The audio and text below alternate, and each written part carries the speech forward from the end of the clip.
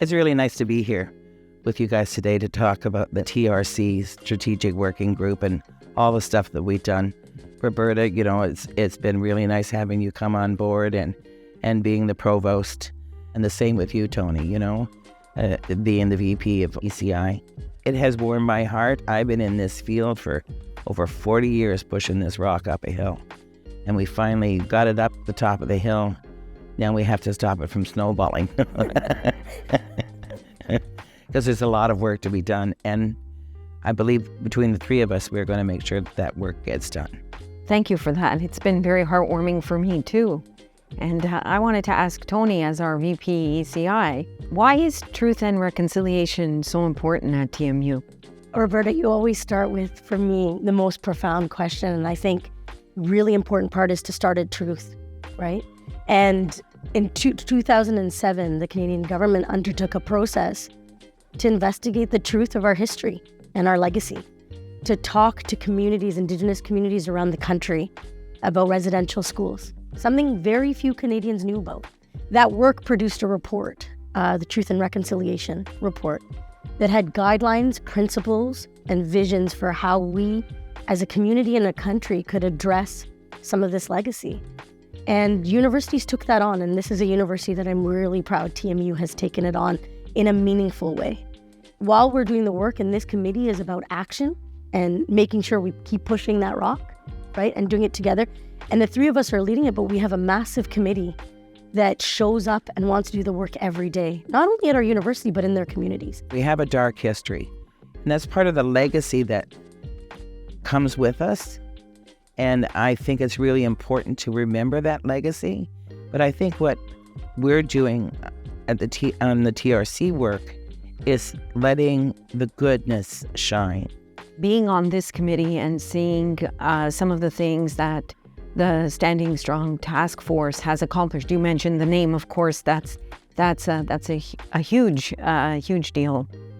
But we have, we're trying to move the needle on some other things, and I'm really proud of, for example, the fact that we've tripled our Indigenous faculty hires, which is really important. One of the other things that really moved me when I came into the provost's role was TMU's commitment to Indigenous visibility on campus, Indigenous placemaking, Indigenous art. So I had the honor and the privilege of opening they call it the Arctic Amazon mural on Gould, which is right beside the ring. So that was so beautiful. Being on this committee has really shown me that truth and reconciliation is a daily practice. It's not something that has a beginning and an end. As I'm hearing you speak, I think one of the things I want to note, Joanna and I always talk about how happy we are to have a provost like you that is action-oriented and gets things done, that isn't just about words. And so to have your leadership, especially at the level of knowledge and experience you have, to get so much done, that's been something I'm really proud of. And as I hear Joanne speak, what I think is one of the things TMU, I think, really highlights is your office, the Office of our Indigenous Elder as Special Advisor.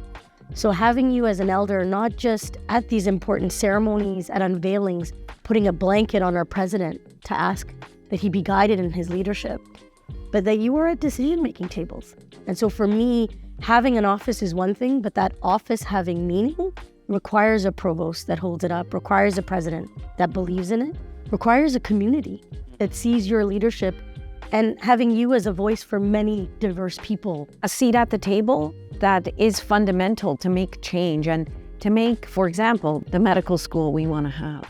We've hired an Indigenous health lead, and Tony had a big part in that. We've hired Dr. Jamaica Cass to sit on the executive committee of the medical school to create and co-create the curriculum, the admissions processes, the hiring and evaluation of faculties. We want to embed Indigenous ways, EDIA, reconciliation in everything that we do, right? See, I'm interested in how you would describe our purpose. We have to make sure that these commitments that we're making follow through. And that's part of our role as the three leaders, is to ask for reports back, have that motive and intention questions around when somebody wants to have a new idea.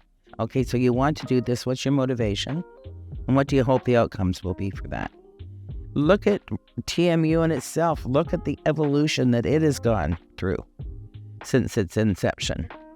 And that's what it's really all about. That's what really makes TMU and the work that the three of us do stand out, is that we are not making it rigid. We are making it fluid. We are making it organic.